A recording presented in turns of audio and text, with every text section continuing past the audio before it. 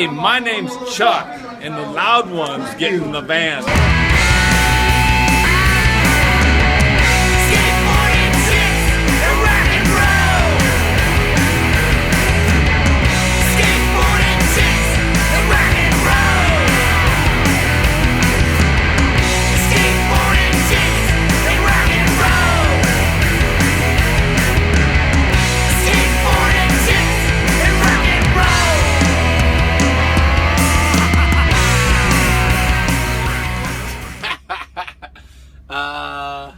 My name's Charlie Wilkins. I'm in the van. I'm affiliated to skateboarding. Do you want to count Johnny Rotten at fucking the P.I.L show? So yeah, first you can call it punk show is Public Image Limited at the Orpheum. Where's that at? Right next to the Capitol building. That wasn't really punk. That was when Johnny was sucking, but it's kind of punk. I thought it was punk. I love Sex Pistols. First real punk show? That's hard. Maybe Fugazi? I don't know. It's kind of not really punk either.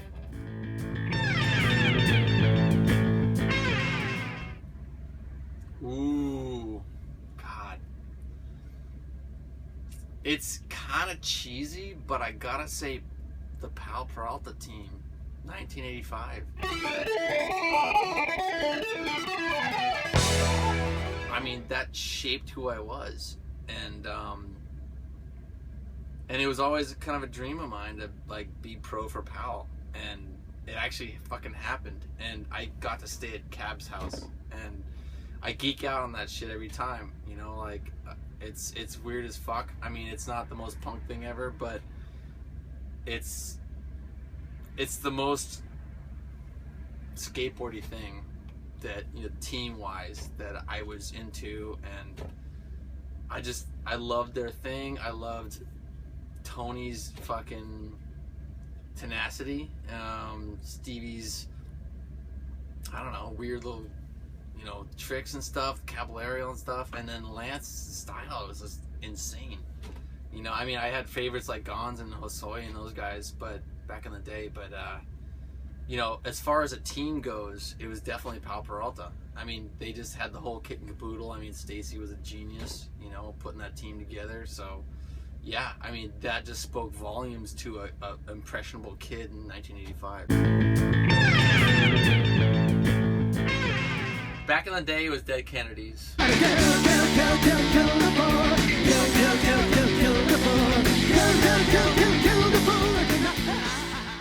Now it's Iron Maiden. Run to the hills. Run for your lives.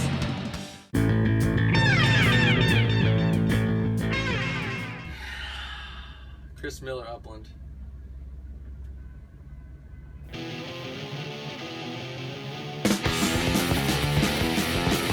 With it, first cap it. It's easy. Front center. It's just Grant always had a way of capturing skateboarding like no other photographer did. And that's the only photographer I follow on Instagram. It's like Grant's the shit. He's been there since fucking day one, you know, longer than everybody, and still fucking in it and still doing it. And his stuff shaped who I am, and that's all I can say.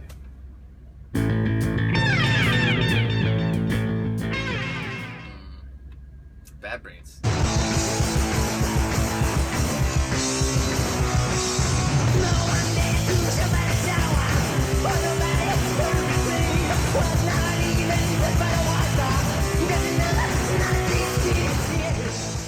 Like, hands down. For sure. They were super fucking tight. They're the best. And I fucking met HR in Ocean City. So that's top of my list by far.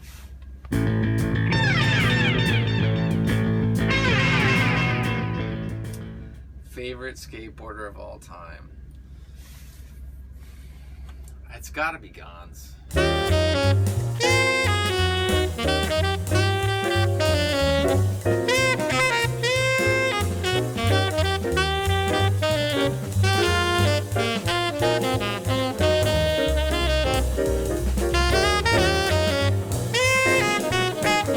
I mean, everybody says that shit, but it's gotta be Gonz. I mean, he's just the best.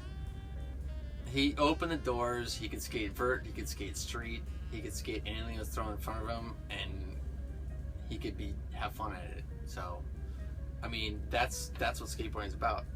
I was told a long time ago by Mike Vallely that a true pro can hang in any situation, and Gonz, to this day, can probably still hang in any situation. Vert, street, pool, whatever, doesn't matter. So, yeah, Gonz.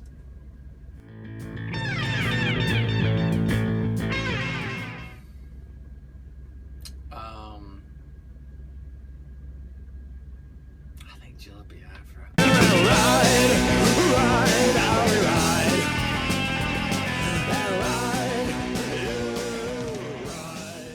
I already said Dead Kennedys, but fuck, I used to seriously fall asleep to his propaganda. I had this boombox by my bed, and I had, fresh fruit for rotting vegetables and a couple other Dead Kennedys tapes. I'd put it in, and I'd press play, and I'd fall asleep to that shit. And maybe that influenced who I am, I don't know, but yeah, that shit was awesome.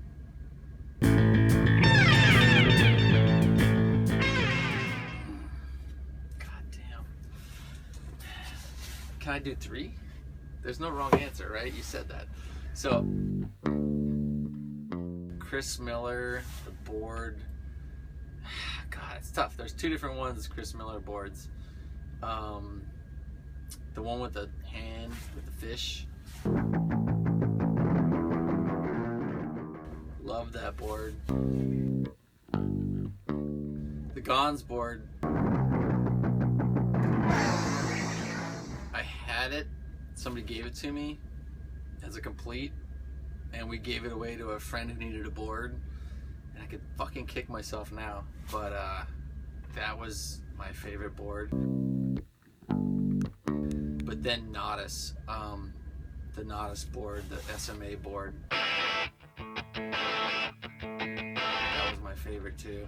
And I remember thinking that I could ollie so much higher if I bought Natas's board.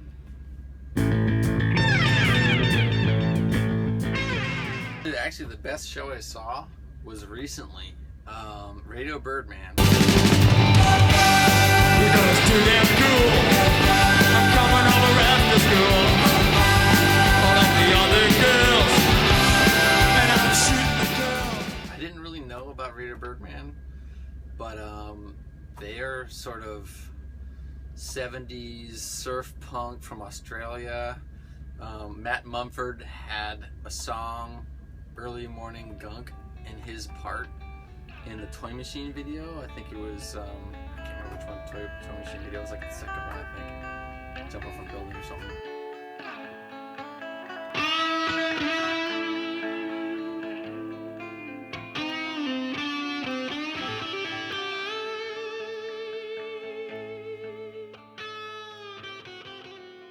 It just made you want to fucking go skate. And ever since I heard that, I was like, who is this fucking band? And they've been broken up since maybe the 80s. And they got back together, and I went to New York City. And they got back together, and I went to New York City and saw their show. And they were bald as fuck, but as tight as they'd ever been. And that was the best show. Oh, okay, so if you love skateboarding and you want to sort of make it happen in skateboarding, don't try. Just do it. Just fucking skate. I never tried to get sponsored. I never sent out a sponsor me tape or any bullshit like that. Like, and now it's just weird. Like, if people put stuff on YouTube or whatever, but like, I just skated because I loved it, and I thought it was the best thing in the world. And the more you do stuff like that, and the more you focus on yourself, the better you're gonna look to everybody else. If you focus within about skateboarding and just freaking do it for the love, you know, you're gonna come across better. And you know what? If you get good enough, you're gonna get sponsored and you go whatever you want to go. But don't try to go there. Don't try to like get sponsored and all that crap, because you know it's awesome. I wouldn't change a thing, but it's a hard road. So just do it for the love. And if worst case scenario, you did it for the love and nothing happened, you had fun doing it. Okay, coolest motherfucker of the week. I just saw the Vans premiere. Tony Trujillo.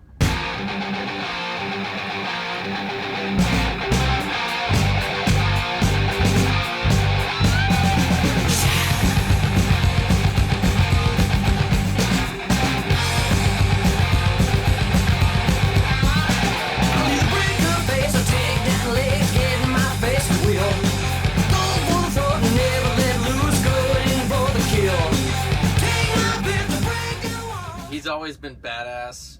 You know, he's been a little bit, you know, sort of under the radar for the last, whatever, couple of years.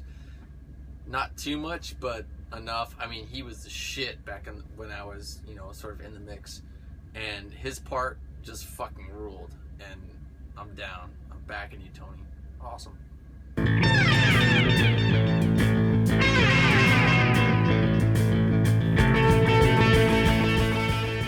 It's funny because, like, I remember always wanting my first pro board to be as epic as some of the graphics, you know, that I grew up on. You know, sort of Tony Hawk's or, you know, actually, it's so funny. GSD's board. I really loved GSD's board.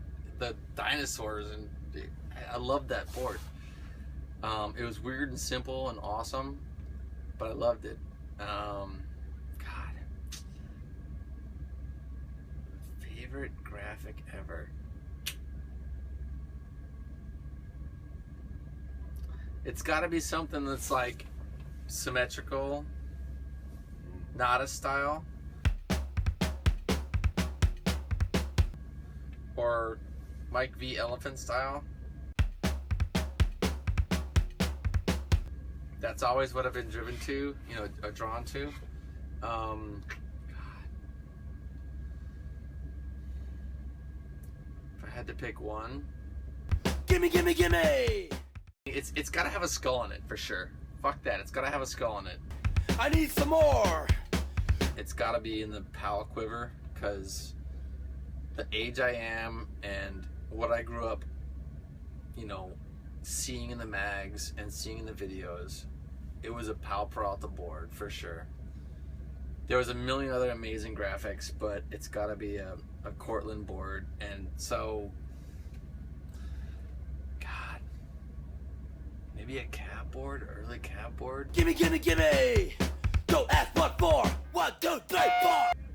You know, as my first pro board, I always wanted something epic like Mike V's elephant board. That board just sort of, it defined a generation of skaters, for especially the time that it came out, street skating. It was the linchpin for fucking street boards. It was a, you know, sort of a more whatever shape, and just the graphic, and it just spoke to me. Like, I don't know, it was just something about it. And Mike V himself was something that was completely different. He was a fucking alien on P.I.L Peralta. He didn't belong per se, but it fit in a weird kind of way. But it also, you know, George Powell's no dummy. You know, he got him on there, or Stacy got him on there, or whatever, for a certain reason, and it just sort of, it just worked. He brought in that street skateboarding thing, and for me as a kid growing up in Massachusetts, and no vert ramps around, no bowls, no whatever, I skated street. And I saw Mike V's board, and I saw Mike V skate, and he's from Jersey, and it just made sense to me, and it worked. And ever since then, my first pro board, I wanted the graphic to be as epic as Mike V's graphic on Powell. So that's probably, I gotta say, that's probably just sort of one of those things in my head that's the graphic that I stick with. I had a lot of other favorites, but that's the one that I sort of aspired to. Perfect punk record is probably Bedtime for Democracy. Take this job and shove it. I ain't working no more. I mean, I literally wore that fucking tape out on the side of my bed. I listened to that, you know, going to bed, and I listened to that when I skated, and I listened to that when I was in my car. It was dust by the time I was done with it. It's the best. I don't know for certain the first skate shirt I ever owned, but I can tell you the first one I ever bought with my own money. I went to Beacon Hill Skate in Boston when it was it turned into an ATM later. That's how small the shop was. It's literally that big. And I saw a Tommy Guerrero Aqua shirt in the window, and I walked in, I said, I want that fucking shirt. And I bought that shirt with my own money, and I wore that shit forever. Ooh, I know this for a fact. Joe Johnson Vision Board with the weird Arabic writing and shit on it. Had a weird, very fishy shape. I had a lot of hand-me-downs. You know, I first rode a Nash board. It was very fucking square from whatever, you know, Caldor or something like that. And then my brother got an Executioner that had the dragon stepping on skulls. My first ever board I ever bought was a Joe Johnson Vision board, and that board was pretty fucking cool. Black paint all the way around, circular Arabic writing. Look that shit up. So, favorite sticker ever is Coffee Break. Neil Blender. It's the best. I want 10,000 of them. I mean, that's kind of, there's legendary ones. So, Miller at Upland. I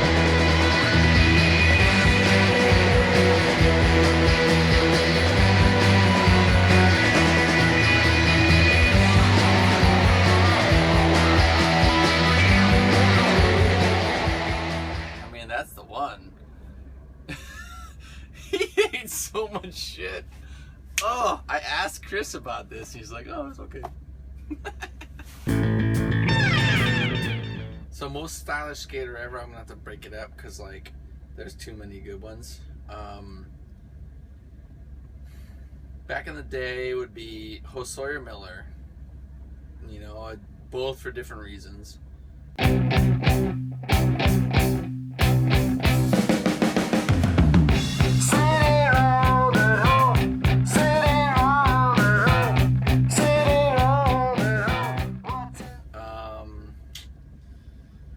For vert, anyways. For vert later on, God, nowadays, like Jimmy Wilkins.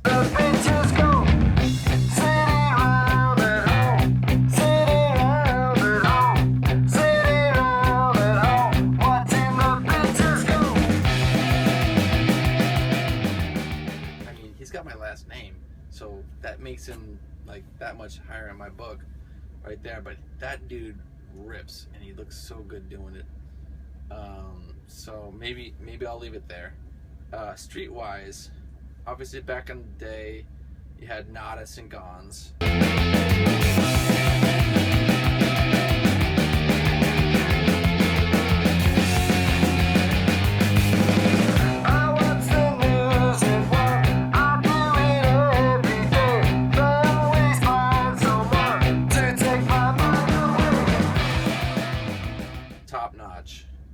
really beat that stuff. Nowadays, like, honestly, like, it's not even nowadays, but it's more like sort of middays. Gino Iannucci. Like, that dude was so good looking on a board. God, who else? So many good dudes. You know what's so funny is, like, skate trick I couldn't figure out is probably, like, as odd as it sounds, like a laid-back grind. It's super weird. You're all stretched out. I don't know how Hosoi did it. He was super stretched out, and you're laying down sideways. It's like a Birdman. Like, how do you get back up on top of your board from that? As easy as that sounds. Oh my God, Dougie death. Anything I wanna do, I won't take no shit from you. I don't care if you don't like me. Do you think I really care?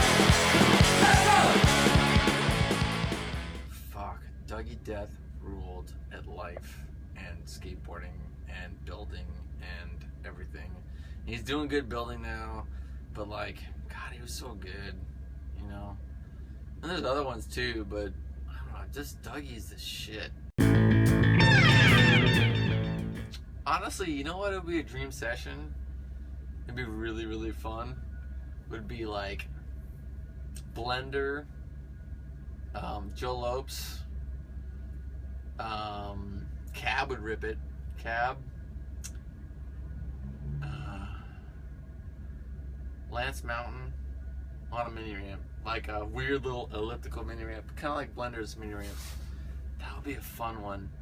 It's a dork around session. It's like, fuck it. Like, it's kind of like the Ban This movies where, you know, Lance and Blender and all those guys. Like, I loved those times. Like, they were so much fun. They made skateboarding look fun.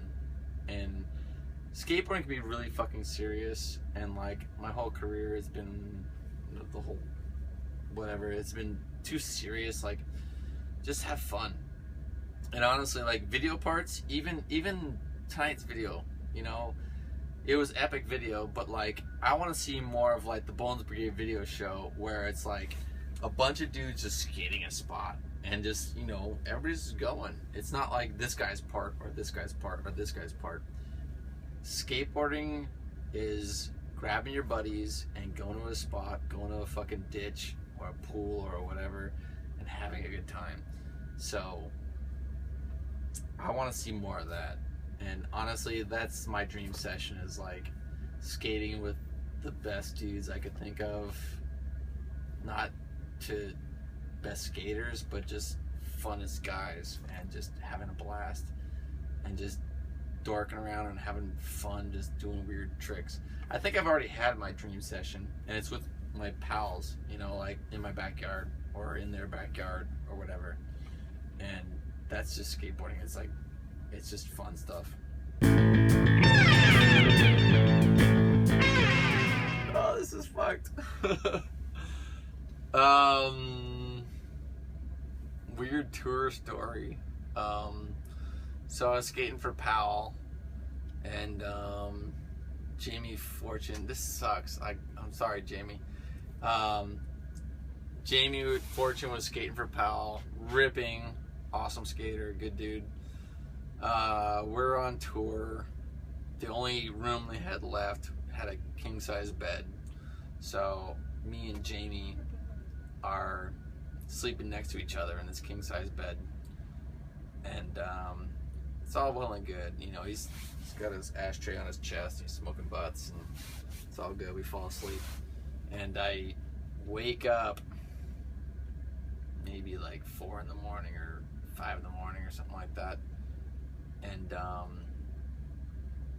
Jamie's having a wet dream next to me.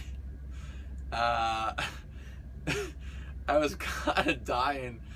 I was like, holy shit, this is really happening next to me. And he was all breathing heavy and doing his thing and just dreaming about awesome stuff. And And I was kind of creeping this way a little bit, and yeah, and then he's, and you know he was kind of done, and he rolled over, and I was like, man, I need a rape shower.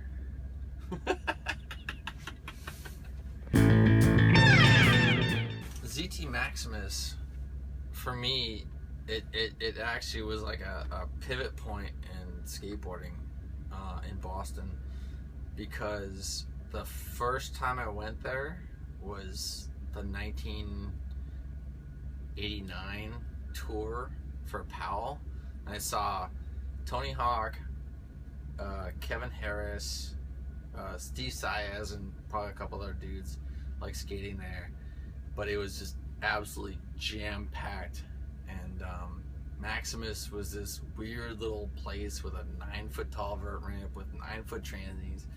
And it was this crazy little skate park in Boston that didn't have high enough ceilings. But I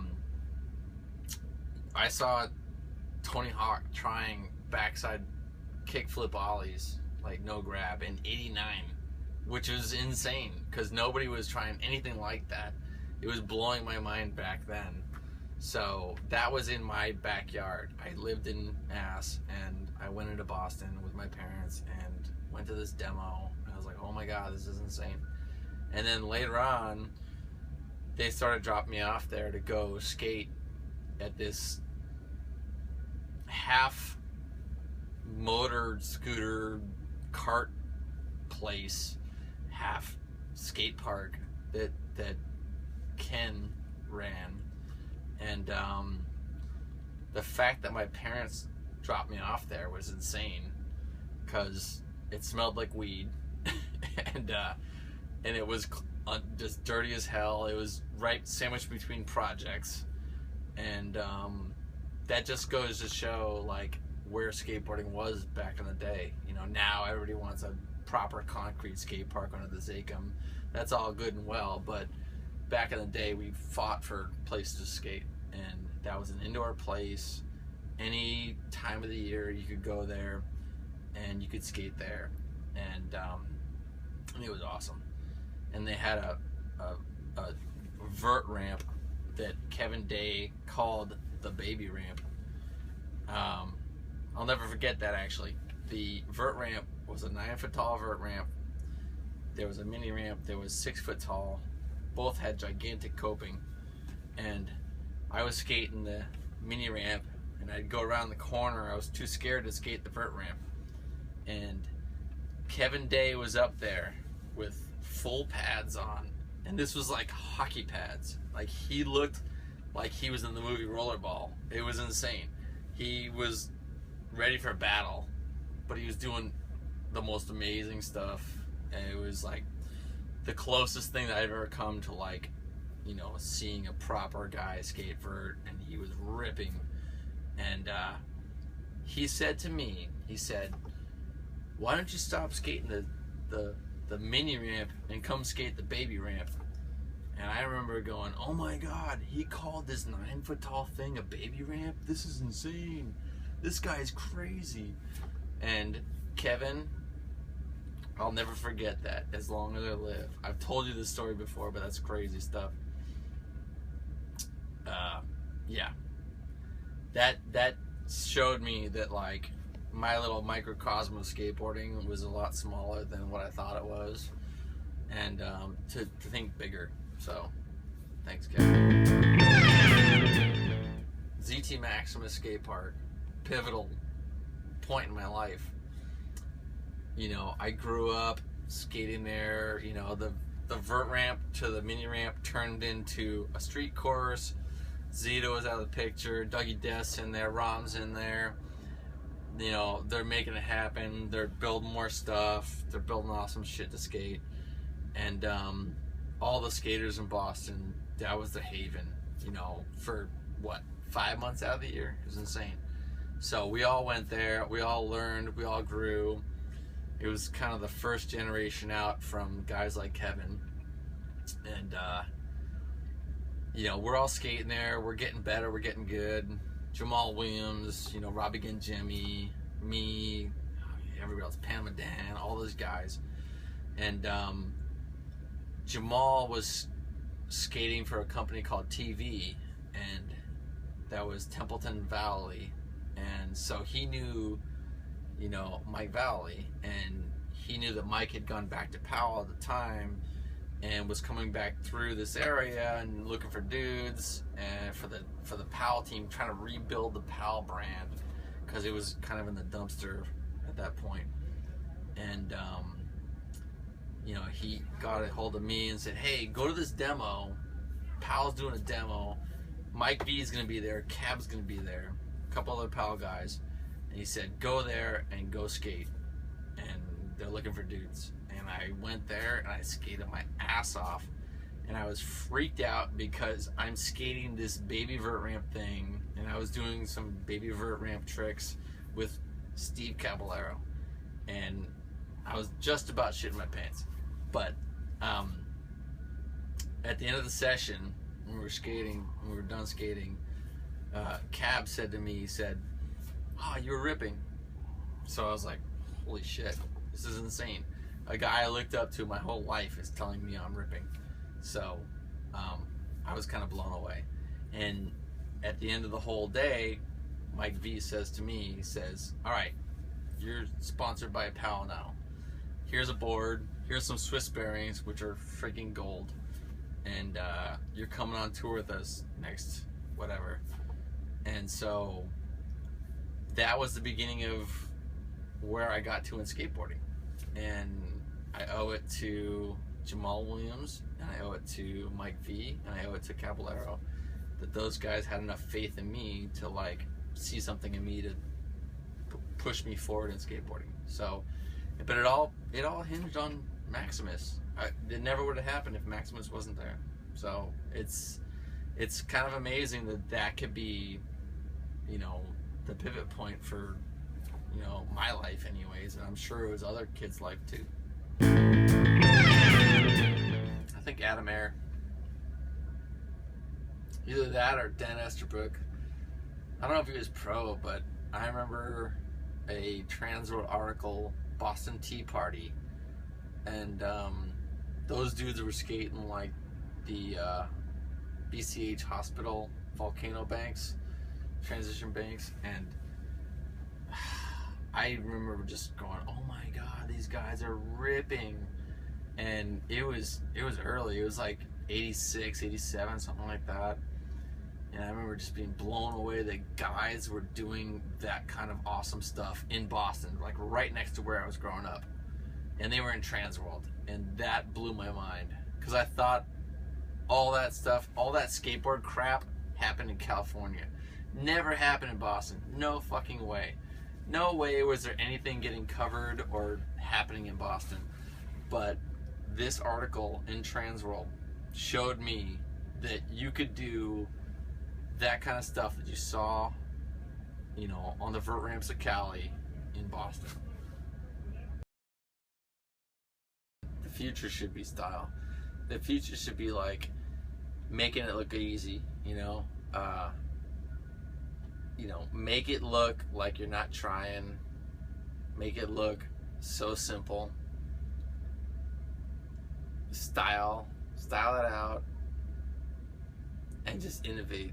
You know, you go to a spot and you look at something, and instead of just feeble grinding the rail or popping up to whatever, just do something weird on it.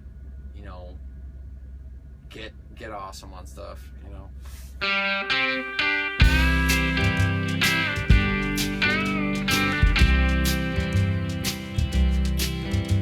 As gray as a monarch, the moments I pass.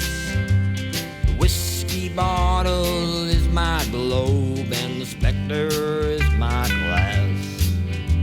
My table is my throne, and the bar is my corp. The bar is my subject, and drinking is my sport. Don't look for me in daylight, the robots all assemble. You'll find me in my dark world.